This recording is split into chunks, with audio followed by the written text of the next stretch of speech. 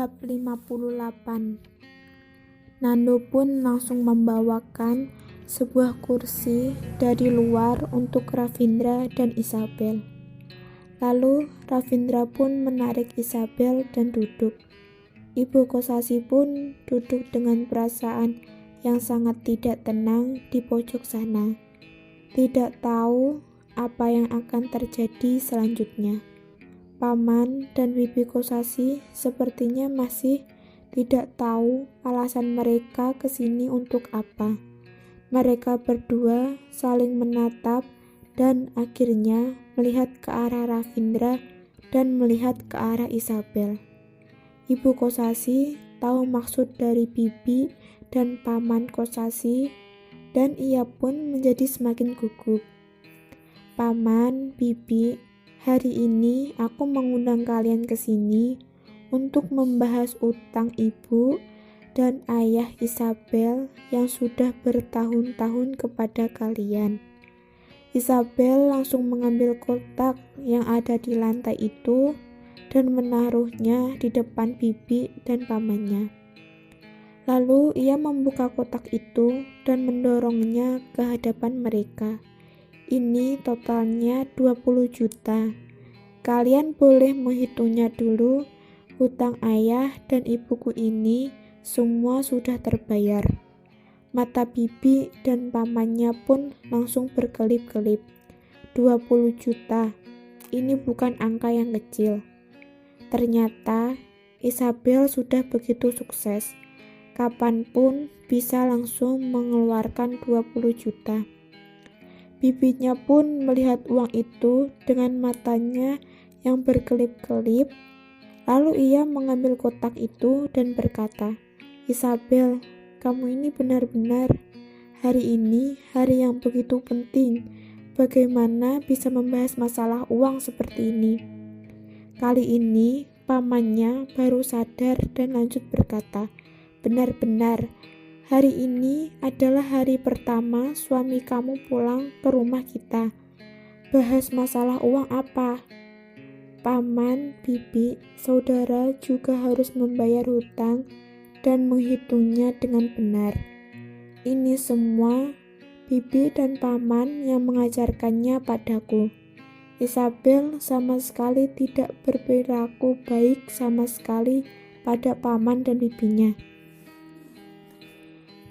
Tahun itu, kalau bukan karena terus didesak oleh paman dan bibinya, ibu dan ayahnya juga tidak usah mengorbankan pekerjaan mereka dan kembali ke desa ini untuk mengembalikan uang yang dipinjamkan mereka." Kata-kata yang dikatakan Isabel langsung seolah menampar mereka berdua.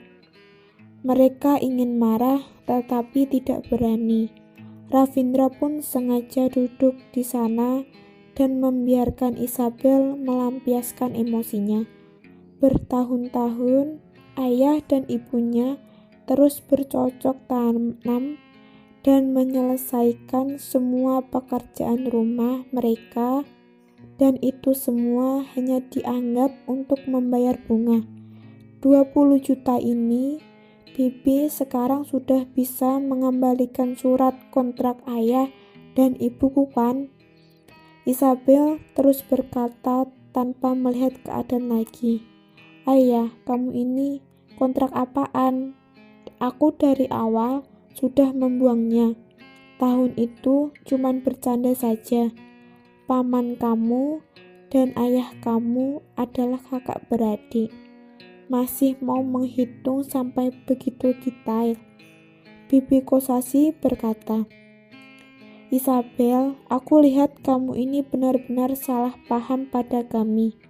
Dari dulu, Bibi sangat sayang dan suka padamu. Aku selalu menganggap kamu sebagai anak kandungku sendiri."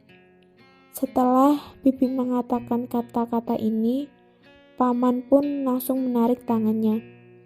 Bibinya masih terus berkata, "Bukan, kamu adalah anak dan cucu keluarga Kosasi. Sekarang kamu sudah begitu sukses. Kamu tidak mungkin mau memutuskan hubungan dengan keluarga kamu yang ada di desa lagi kan? Isabel, setahu aku, kamu bukan orang yang tidak punya hati seperti itu. Perkataan itu langsung memberikan beban kepada Isabel. Wajah Isabel pun menjadi sangat tidak enak dilihat. Apa maksudnya ini?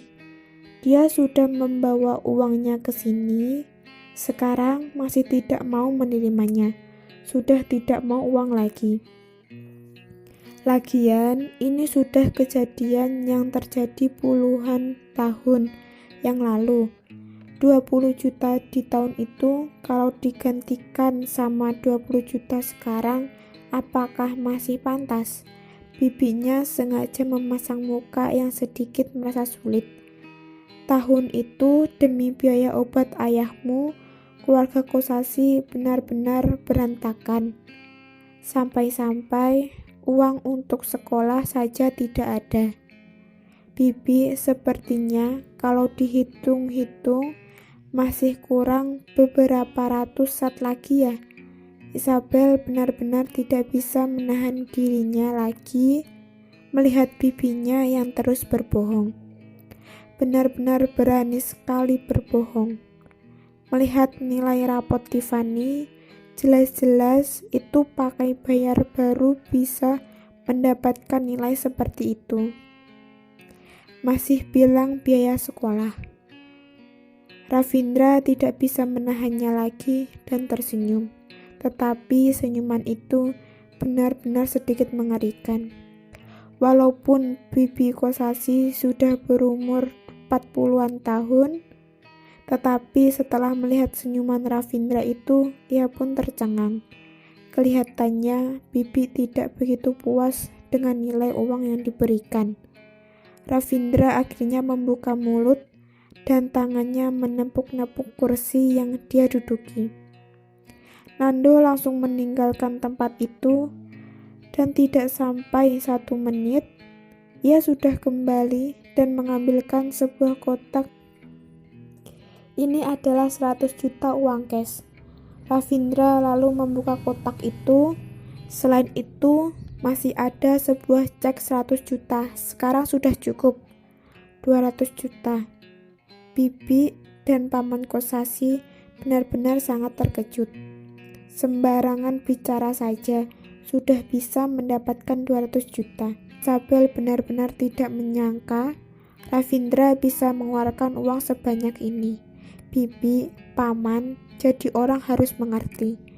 Ravindra berkata, kalau saja kalian berdua masih tidak puas, maka aku akan mengambilnya kembali. Melihat 2 kotak uang itu mau dibawa pergi, Bibi dan Paman sedikit takut dan menahan kedua kotak itu. Lalu berkata kepada Ravindra, cukup, ini sudah cukup. Baiklah, itu cek itu.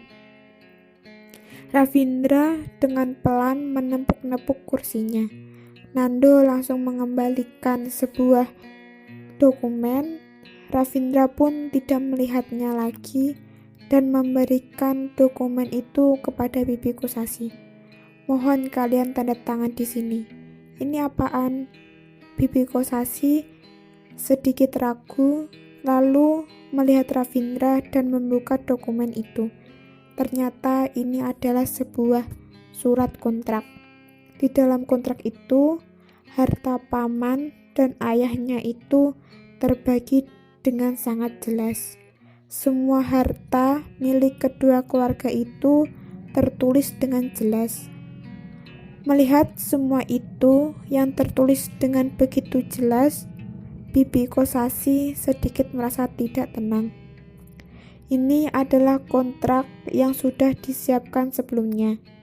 Emangnya kali ini mereka pulang tujuannya untuk mengembalikan uang. Bibi masih ada bagian mana yang tidak ngerti. Ravindra berkata, kalau ada yang perlu dijelaskan, pengacara aku bisa membantu untuk menjelaskannya. Ah, benar, aku lupa bilang. Grup pengacara aku adalah grup pengacara yang melayani klien di seluruh dunia. Jumlah pengacaranya kira-kira ada 1000-an orang. 1000-an pengacara. Bibi Kosasi sekarang pun mulai merasa tidak tenang. Ia pun mengalap keringat dingin yang keluar dari tubuhnya. Lalu tiba-tiba ia mengerti kalimat yang dikatakan Ravindra tadi. Jadi orang harus mengerti. Tiba-tiba ia sudah mengerti maksud kalimat ini. Bibi Kosasi pun merasa sedikit gugup dan langsung berkata, "Aku tanda tangan." Dia tidak berani tanda tangan, dia berani main-main sama Ravindra.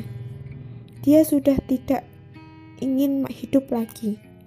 Dengan gemetaran, Bibi Kosasi pun mengambil pen dari tangan Nando dan mendatangani surat itu dan memberikan cap sidik jarinya.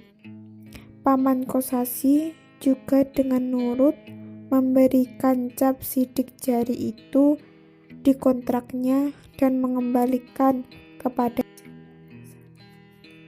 Ravindra pun tidak melihat dokumen itu lagi dan langsung memasangkannya kepada Nando.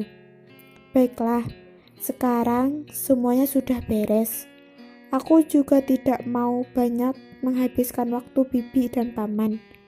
Ravindra pun beranjak berdiri dan berkata, "Kita sudah harusnya pergi melihat makan siang. Kita sudah siap belum?" Bibi dan paman pun segera memeluk 2 kotak uang itu dan membalikkan badannya dan pergi.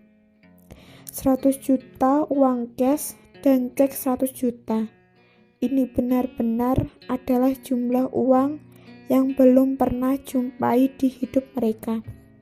Setelah mereka pergi, Isabel langsung berkata kepada Ravindra, "Ngapain kasih mereka begitu banyak uang? Ayah dan ibu aku sudah bekerja begitu banyak untuk mereka. Apaan bunga saja belum dibayar lunas. Dan terlebih lagi, kontrak pada tahun itu sebenarnya bukan untuk uang yang mereka pinjamkan, tetapi kalau kamu tidak suka, kamu cari cara untuk mengambilnya kembali saja." Ravindra menjawabnya, "Uang aku tidak begitu gampang dapat punya." Apa maksudnya?" Isabel sedikit bingung dan melihat ke arah Ravindra. Ravindra malah hanya tersenyum padanya, lalu menjulurkan tangannya dan memainkan rambutnya. Ibu Kosasi yang ada di samping pun menghela nafas. "Isabel, Ravindra, benar-benar maaf sekali. Uang yang aku pinjamkan sekarang malah harus kalian yang mengembalikannya." Setelah melunasi utang ini, Ibu Kosasi merasa sangat lega. "Ma," Isabel berkata. "Sedang ngomong apa?" Ravindra tersenyum lalu berkata, "Ma, aku mau membawa Isabel untuk pergi melihat makan siang kita. Sekarang sudah boleh pergi tidak?" "Tentu saja." Ibu Kosasi pun langsung tersenyum. Melihat menantunya yang begitu sayang pada putrinya yang menjadi ibu pun merasa sangat tenang. Ravindra pun menggenggam tangan Isabel dan segera meninggalkan kamar itu. Ketika keluar dari kamar itu, Ravindra mengangguk pada Nando dan ia pun segera menghampiri mereka berdua, memberi hormat dan pergi meninggalkan mereka. Anggota yang dibawa Ravindra sudah menyelesaikan masakannya dan sudah menyiapkan tenda dan semua peralatan yang dibutuhkan. Puluhan koki itu pun bersiap-siap untuk memasak. Hanya butuh beberapa waktu saja, mereka sudah bisa mencium aroma makanan lezat yang dibuat koki itu. Isabel dibawa Ravindra ke dapur dan ia pun terkejut.